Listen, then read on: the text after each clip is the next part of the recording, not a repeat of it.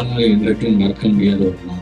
குறிப்பாக கிருஷ்ணகிரி மாவட்டம் என்று வரும்போது இன்றைக்கு இதற்கான இந்த சென்டர்ஸ் ஏறத்தாழ இன்றைக்கு நான் திறந்துக்கிறது மட்டும் பார்த்தீங்கன்னா கிட்டத்தட்ட ஒரு 16 பள்ளிக்கூடங்கள்ல இந்த சென்டர் இந்த இடத்துல இருந்து நம்ம திறந்து வச்சிருக்கிறோம்.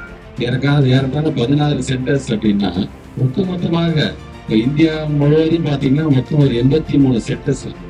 அதுல தமிழ்நாட்டில் மட்டும் கிட்டத்தட்ட ஒரு 33 சென்டர்ஸ் இருக்குது அப்படின்னா அந்த 33 சென்டர்ல 16 சென்டர்ஸ் நாங்க இருக்கிறோம். அது கிருஷ்ணகிரி மாவட்டம் என்கிற ஒரு மிகப்பெரிய ஒரு பெருமை. டெக்னாலஜி வைஸ் நம்ம பேசுறோம். நடந்து முடிந்த கூட்டத்தொடரில் கூட பாத்தீங்கன்னா நீங்க பார்த்திருக்கலாம், தமிழ்நாடு முதலமைச்சர் இந்த பல்வேறு விதமான அறிவிப்பு கிட்டத்தட்ட 65 கோடி ரூபாய் மதிப்பீட்டில் 2676 பள்ளிக்கூடங்கள்ல அங்க இருக்கின்ற லேப்ஸ், அங்க இருக்கின்ற இந்த போன்ற திறன்மிகு வகுப்பறைகளை மேம்படுத்த வேண்டும் என்று நிதி ஒதுக்கீடு. அது மட்டும் 56 கோடி ரூபாய் ஒதுக்கீடு செய்து கிட்டத்தட்ட 880 பள்ளிக்கூடத்திற்கு ஏற்கனவே இருக்கக்கூடிய லேப்ஸ் இன்னைக்கு தகுந்தாமல் இன்னைக்கு ட்ரெண்டுக்கு தவிர அதை நான் அப்கிரேட் பண்ண வேண்டும் என்று அதுக்கு நிதி ஒதுக்கீடு செய்தேன். இப்படி ஒவ்வொன்றும் கிட்டத்தட்ட 160 கோடி ரூபாய் ஒதுக்கீடு செய்து கிட்டத்தட்ட 2000 ஸ்கூல்ஸ்க்கு புதிதாக ஹைடெக் லேப்ஸை உருவாக்க வேண்டும் என்று நிதி ஒதுக்கீடு செய்வோம். இந்த டெக்னாலஜி அப்படிங்கிறது நம்ம இன்னைக்கு எப்படி நம்ம அடாப்ட் பண்ணிக்க வேண்டும். பெருமை உலக லெவலில் நிறைய ட்ரெண்ட் வந்துருக்கோம். 20 வருஷம் கழிச்சுதான் நம்ம கவர்மெண்ட் இல்லாமல் உலகத்துல இன்னைக்கு வந்துச்சு அடுத்த நாள் தமிழ்நாட்டில் அது வந்துரும்பா அப்படிங்கிற அளவுக்கு இன்னைக்கு நம்ம டெக்னாலஜி கொண்டு வருகிறோம் என்று சொன்னால் இது சார்ந்து நம்ம பிள்ளைங்க நீங்க படிப்புல கவனம் செலுத்த வேண்டும் என்பதற்காகத்தான் சொல்லுகிறேன்.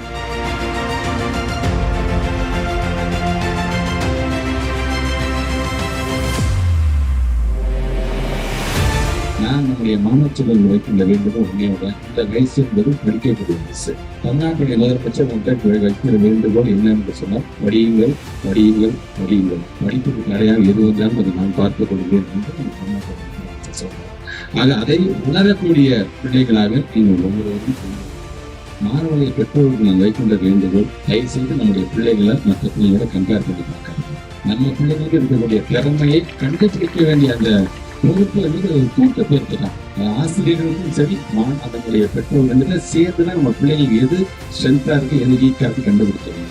100 எல்லா பிள்ளைங்களும் வாங்கிட முடியாது. சில பிள்ளைங்க 60 மார்க் வாங்க, சில பேர் 130 வாங்க, சில குழந்தைங்க ஜஸ்ட் பாஸ் கூட வாங்குவாங்க. ஆனா ஜஸ்ட் பாஸ் வாங்குற பிள்ளைகளுக்கு என்ற திறமை 100 வாங்குற பிள்ளைகளுக்கு இருக்காது. அந்த திறமையை கண்டறிய வேண்டிய மிகப்பெரிய பொறுப்பு